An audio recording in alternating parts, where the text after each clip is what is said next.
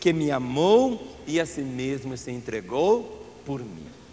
Quando uma pessoa vem e participa de uma igreja evangélica, uma das primeiras coisas que ele estranha é o fato de não termos nenhuma imagem de Jesus e de não termos também o crucifixo.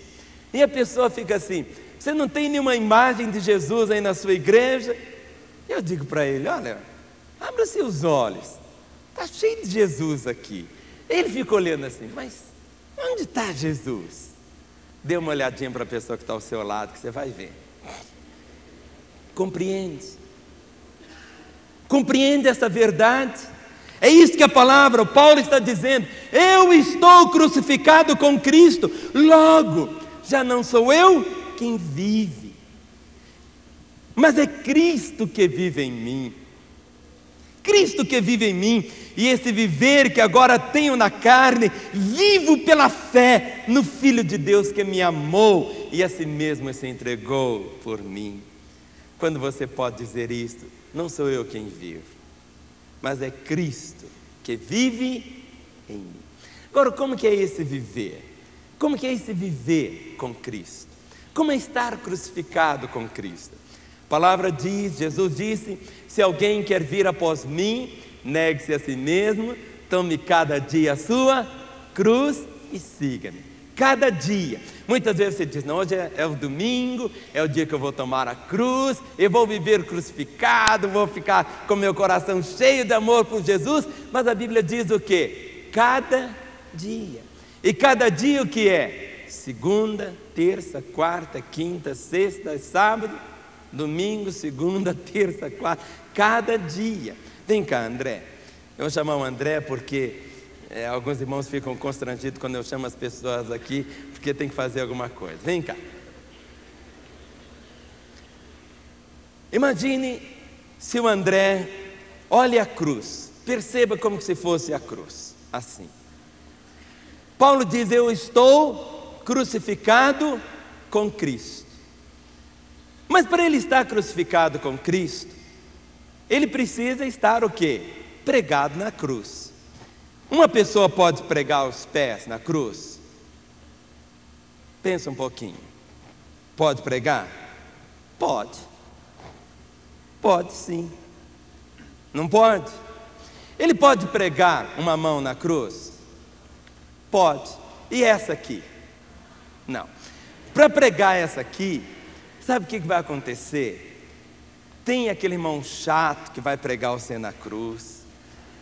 Seu chefe do trabalho, aquele homem lá, meio carrasco, vai pregar você na cruz.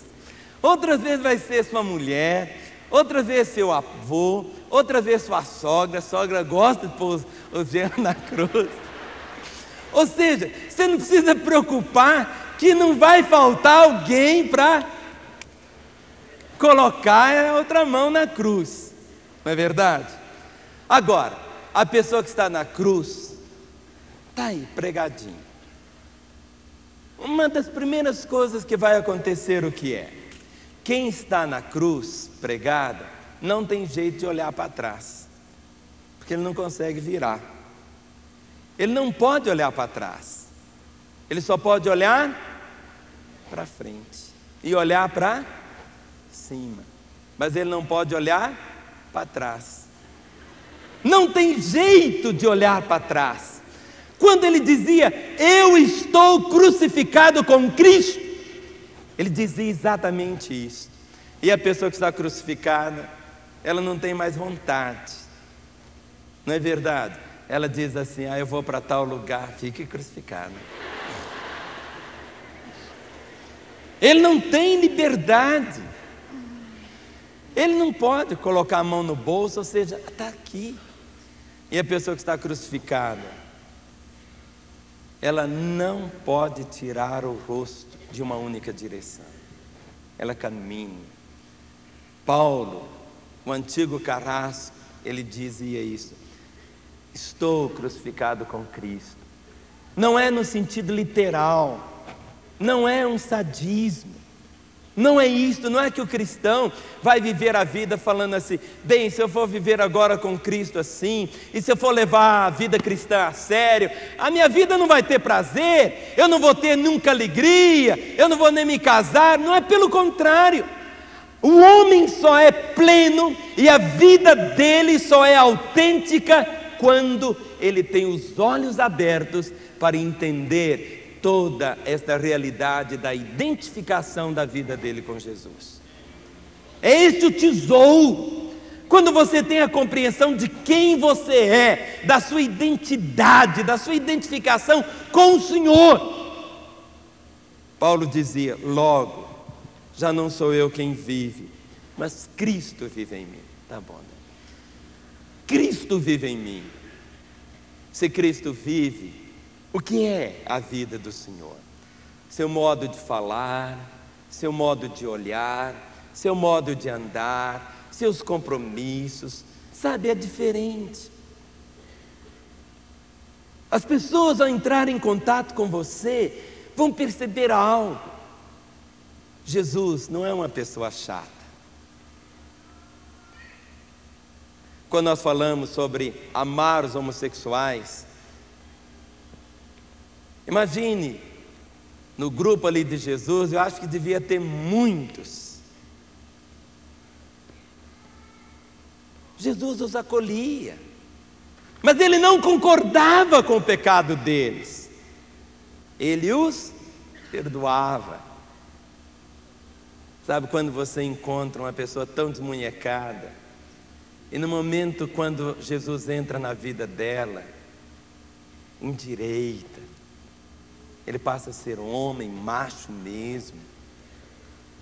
Uma lésbica é transformada pela graça do Senhor. O Evangelho é isso.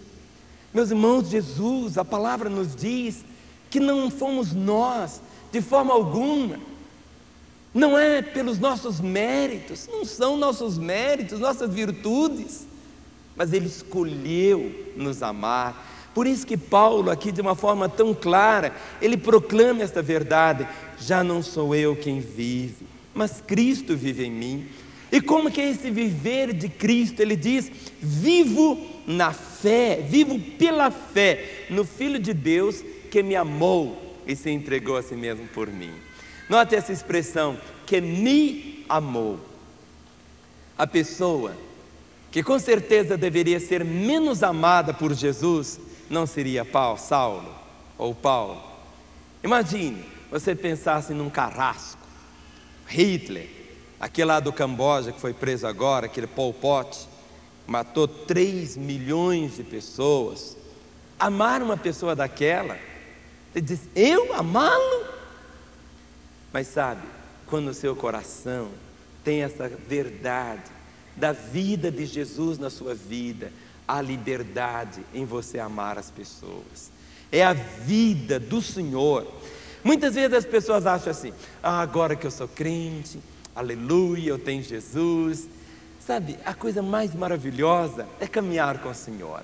Mas se você abrir comigo a sua Bíblia, em Mateus, no capítulo 10, o versículo de número 25.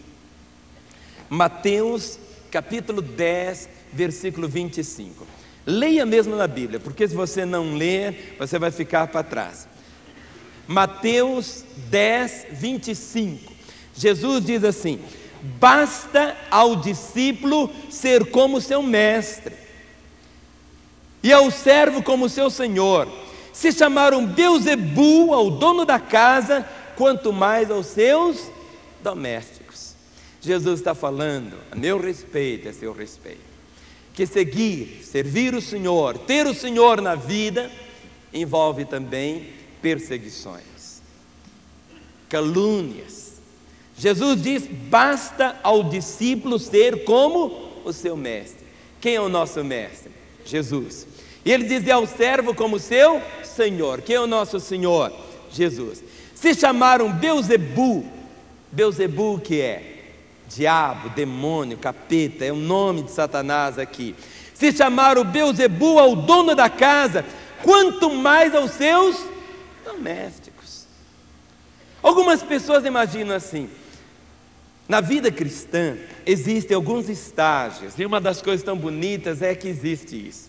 Quando a pessoa vem para Jesus, a primeira coisa que acontece é o estágio da perseguição. É o estágio da perseguição, da rejeição.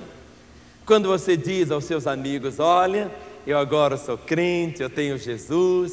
Quando você chega na sua casa com aquele sorriso bonito, quando você começa a restaurar a sua vida, quando relacionamentos quebrados, você começa a procurar pessoas que você pisou, ofendeu no passado, para pedir perdão, e ela diz: mas por que você está fazendo isso? Aí você diz: é porque eu tenho Jesus. Olha, daí a pouco você tinha sua namorada e era um namoro errado. Aí você começa a ter um namoro direitinho. Você vai experimentar o quê? A rejeição. Quando você passa pelo estágio da rejeição, logo vem o segundo estágio, que é o chamado estágio da aceitação. Quando a pessoa diz assim: bem, já que ele é um crente agora, não tem jeito de mudar, eu vou aceitá-lo. Passa a ter a aceitação. Mas depois da aceitação vem o estágio mais gostoso, que é o estágio da procura. Quando as pessoas vão começar a procurar você, procurar dizendo assim: ó, você vai na igreja hoje? Ó, ora por mim. Eles vão falar, ora, eles vão falar assim: reza por mim. Aí você diz: tá bom. Aí você diz: ó, eu orei por você ontem lá no culto, viu? Aí a pessoa fala: ó, não é que eu estou me sentindo bem mesmo, sabe? Ó, continue orando por mim. Aí no outro encontro você diz: ó, estou orando por você. Aí a pessoa diz: ó, lá em casa, sabe, está melhorando, viu? E daí a pouco, quando você fala: vão comigo na igreja, ele diz: eu vou. Ou seja, por quê? Aqui a palavra diz: você não precisa ficar preocupado, meu irmão. Você não precisa ficar com o coração ferido. Se de repente não é que você vai ser chato e abandonar seus amigos, nada disso. É que a sua vida é outra agora.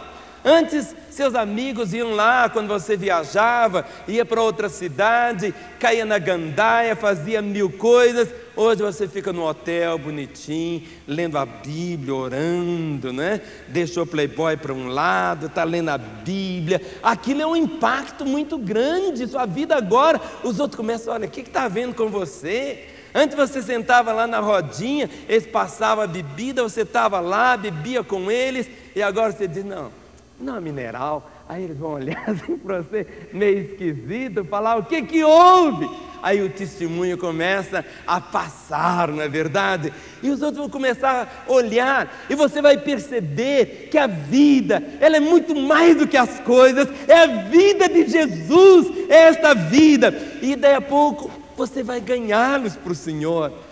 Hoje a razão pela qual nós existimos, a razão pela qual Saulo, que era antes um torturador, um carrasco, o próprio nome dele foi mudado de Saulo para Paulo. E é tão interessante que o nome Paulo, o significado do nome Paulo, sabe qual é? Pequeno. Vamos falar? Pequeno. Ou seja, Jesus só pode ser Jesus quando nós somos Paulo, quando nós somos pequenos. Sabe quanto? Na vida cristã é meio como um elevador. No elevador você aperta para subir, não é assim? Normalmente sobe. Mas no elevador da vida cristã é interessante, você aperta, mas só desce. Ou seja, na vida cristã é assim.